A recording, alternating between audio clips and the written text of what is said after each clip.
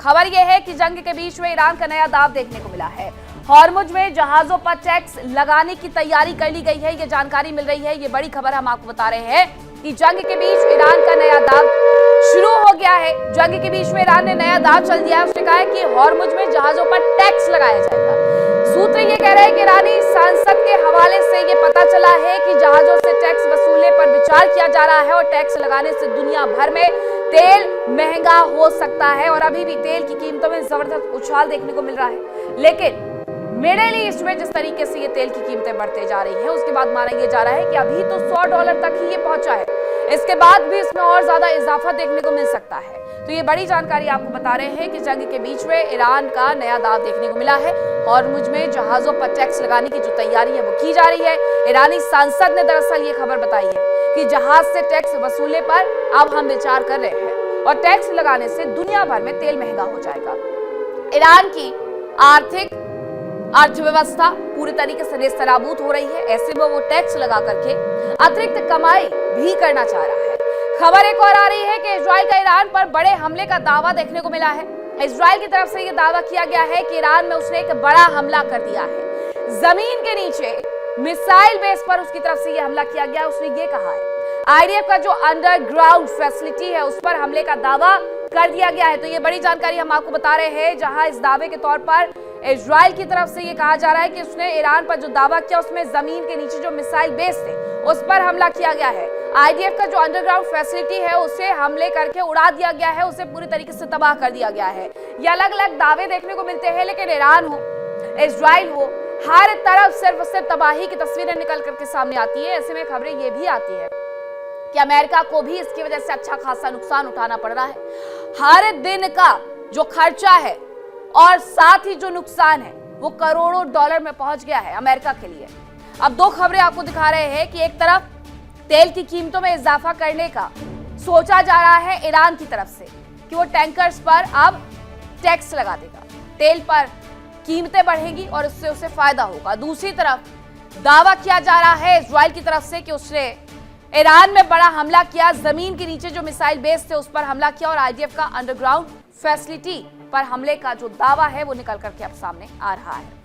इसी बीच ये तस्वीरें युद्ध के 21वें दिन भी उसी तरीके से आ रही है जैसे आ रही थी। हालांकि अमेरिका ये मानता है कि इजराइल और अमेरिका के सामने ईरान नहीं झुका है, उसने घुटने नहीं टेके हैं और ये अपने आप में काबिले तारीफ है। अब आपको रिपोर्ट दिखाते हैं और समझाते हैं कि आखिरकार इस पूरे युद्ध में 21वें दिन क्या स्थिति बनी हुई है।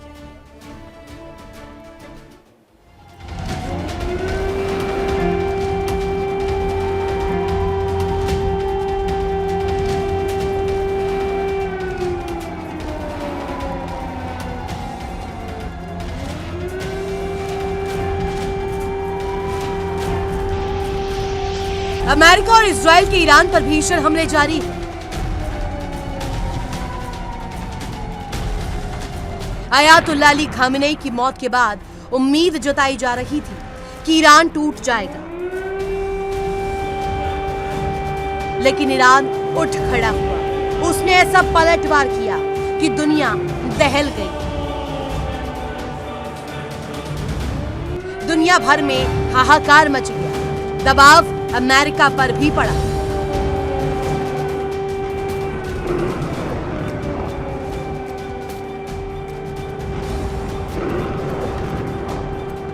ट्रंप को भी कुछ फैसले बदलने पर मजबूर होना पड़ा।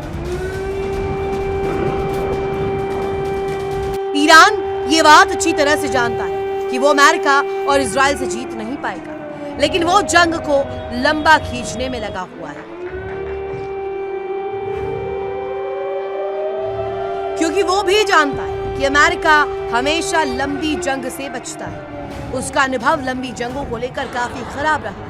ईरान लगातार पलटवार करके और समझौते की खबरों को सार्वजनिक तौर पर इनकार करके ये दिखाना चाह रहा है कि ईरान लंबे समय तक संघर्ष झेल सकता है। उसे और नेताओं के मारे जाने की परवाह नहीं है और वो इस युद्ध को लंबा खींचने के लिए तैयार है, फिर चाहे इसका असर पूरे क्षेत्र और पूरी दुनिया पर क्यों न पड़े।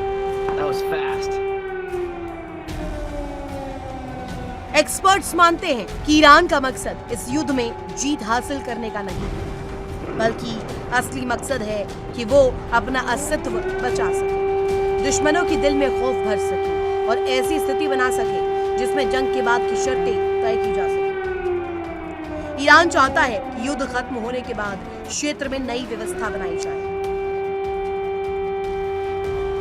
वो युद्ध के नुकसान की भरपाई की मांग भी कर रहा है और खाड़ी देशों और अमेरिका के बीच लंबे समय से चल रहे रिश्तों में बदलाव चाहता है। अब इस पूरे युद्ध में यह भी समझना चाहिए कि आखिरकार ईरान की वो कौन सी रणनीति है जिसके सामने अमेरिका भी उसकी तारीफ करते हुए नजर आ रहा है। तो चलिए आपको बता देते हैं कि ईरान की रणनीति क्या है। ईरान की रणनीति के अनुसार युद्ध को लंबा खींचना चाहता है ईरान। ये लंबी जंग खींच करके अमेरिका को वहां से बाहर करना चाहते हैं।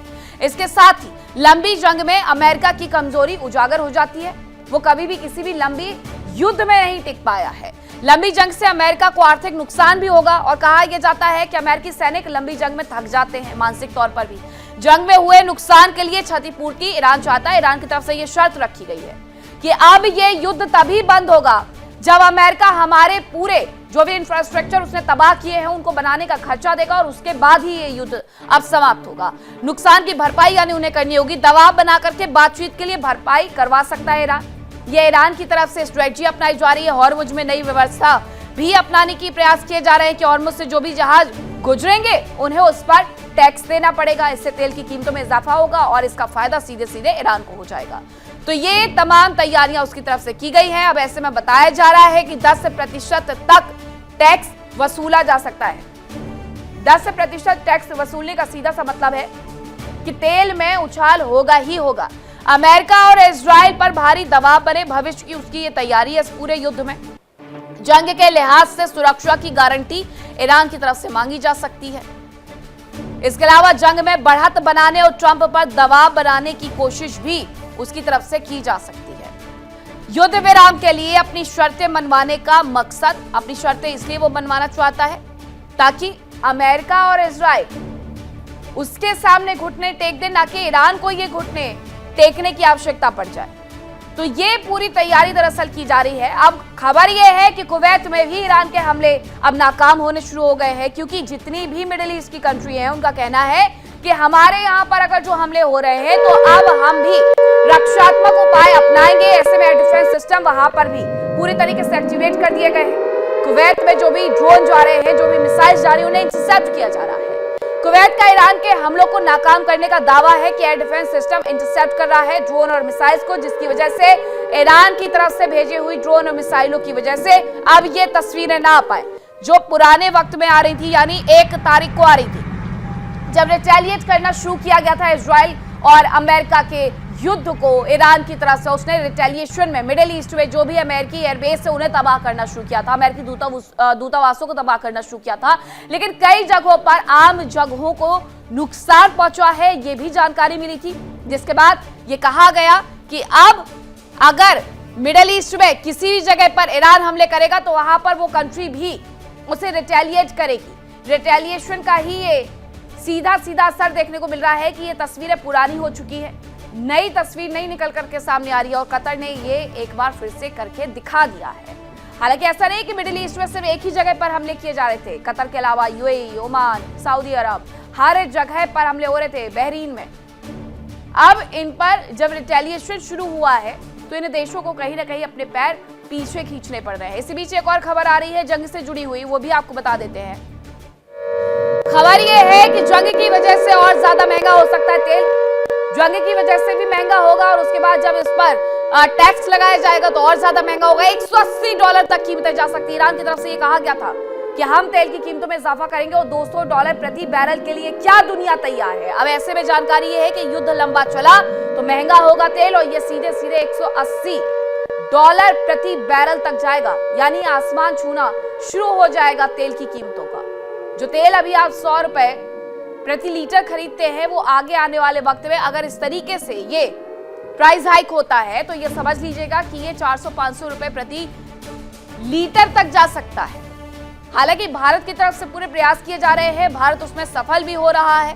लेकिन अगर इंटरनेशनल मार्केट में ही तेल की कीमतों में इजाफा हो जाएगा तो तेल आना और तेल के प्राइस हाइक होना तो अलग बातें हो जाएगी।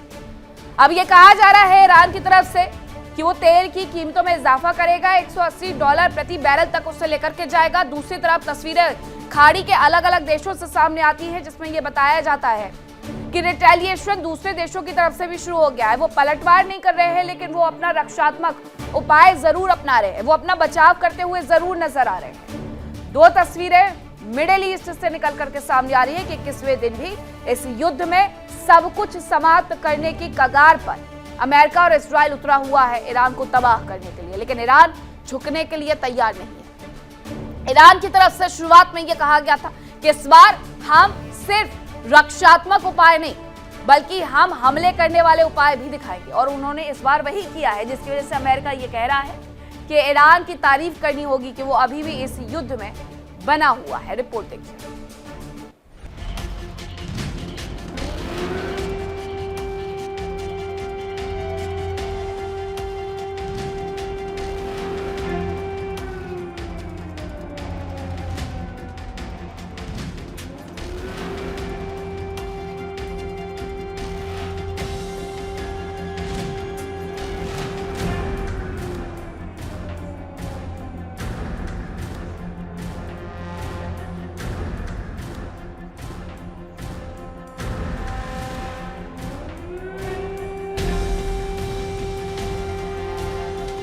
ईरान के संसद अध्यक्ष मोहम्मद बाघेर गालिबाफ का कहना है कि युद्ध विराम तभी संभव है जब ये तय हो जाए कि दुश्मन दोबारा हमला नहीं करेगा।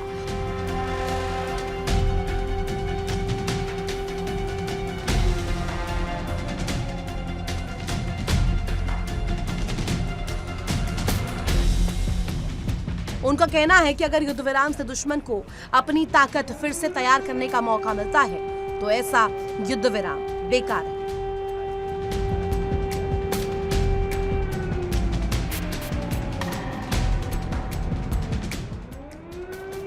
ईरान के विदेश मंत्री अब्बास अरागची का कहना है कि युद्ध के बाद होर्मुज स्ट्रेट के लिए नया नियम बनाया जाना चाहिए जिसमें ईरान के हितों को ध्यान में रखा जाए। उन्होंने कहा कि जहाजों की सुरक्षित आवाजाही कुछ खास शर्तों के तहत ही होनी चाहिए। एक्सपर्ट्स मान रहे हैं कि ईरान आगे चलकर अपने विदेशों में फंसे पैसे को छुड़ाने की मांग कर सकता है या होर्मुज का इस्तेमाल करने वाले देशों से टैक्स भी ले सकता है। ईरान जानता है कि होर्मुज पर उसका शिकंजा जितने लंबे समय तक कसा रहेगा, अमेरिका समेत पूरी दुनिया तड़पती रहेगी। ईरान का मकसद हो सकता है कि फिलहाल जो दबाव है उसे बाद में अपने फायदे में बदला जा सके।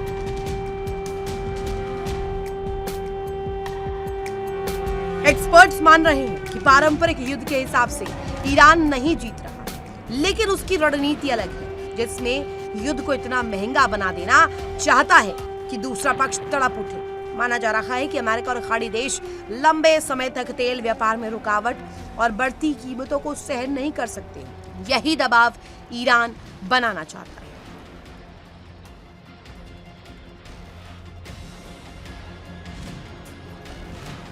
देखिए इंडिया डेली 24/7 अब आपके स्मार्ट टीवी पर। इंडिया डेली मौजूद है सभी डिजिटल प्लेटफॉर्म पर लाइव और लगातार। इंडिया डेली 24/7 हर दिन राष्ट्र को समर्पित।